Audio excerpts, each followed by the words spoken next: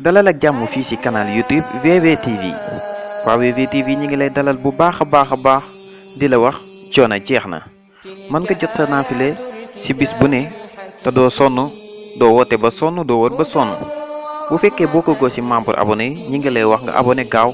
incha allah coono jeex na di ngeen naafile seen kër ak ni mu gën a yombee boole kaak ay tuyaaba yu bari waa VVTV ñi ngi leen di ndokkeel di leen ñaanal kooru jàmm jaa ngeen jëf. asalaamaaleykum wa rahmatullahi taala wa barakaatuhu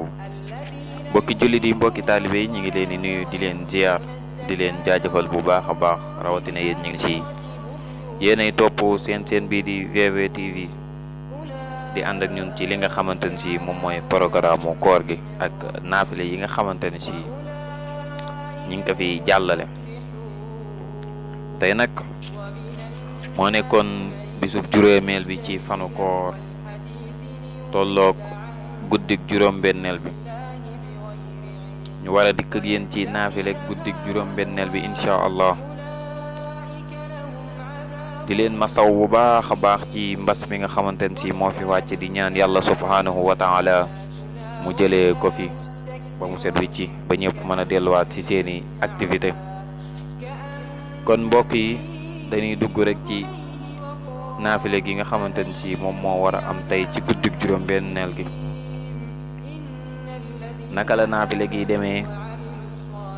ak njariñ yi nga xamante ne si naafile gi am na ko kon nga xamante ne si moom mooy juróom-benneel bi guddi ci weeru koor ku ci julli ñaari rakka bu ne fatiha benn yoon ak qul huwallahu ahad fukki yoon ak ñaar kon tey naafile gi ñaari rakka rek moom la doon rakka bu ci nekk fatiha benn yoon qul huwallahu ahad fukki yoon ak ñaar muy fatiha 1 fois qul huwallahu ahad ñu jàng ko 12 fois kon naafile gi nii rek moom lay demee boo ko defee ba noppi nag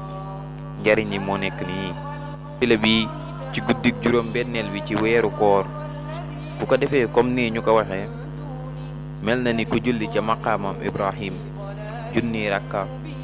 julli ci jàkkay Màkka junni rakka saraxe junni dërëm leel junni ñu xiif te bu ñaanee des na ko nangu bu ñaanee yàlla des na nangu yàlla dana nangu ak ñaanam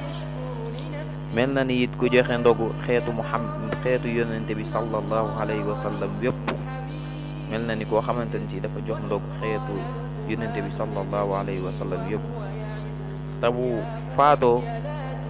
ñu boole ko ca ña nga xamante ni ci ñoo dee ci li nga xamante ni ci mooy jihaad ci yoonu yàlla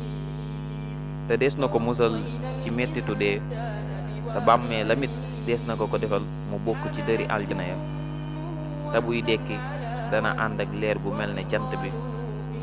di xeeñ gëttu gu neex dana tàbbi aljana te deesu ko xisaab ca mboolem yonente ya lay bokk bu ëllëgee bu dee dekki ci mboolem yonente ya ca lay àndaale kon mbokk yi jàpp nañ ni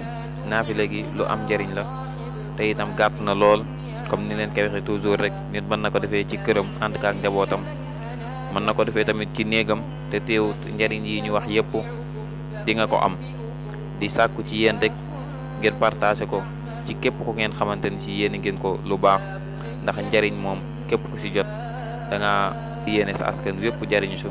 kon mbokk yi ñu ngi leen ni jaajëfal ci topp ngeen ñuy topp di leen jox dig daje ba beneen yoon incha allah jërë ngeen jëf. sur VVTV lu yomb la ginnaaw bi nga rechargé ba dugg chaîne bi da ngay bës fi la bindal s'abonner après nga bës cloche bi bës tout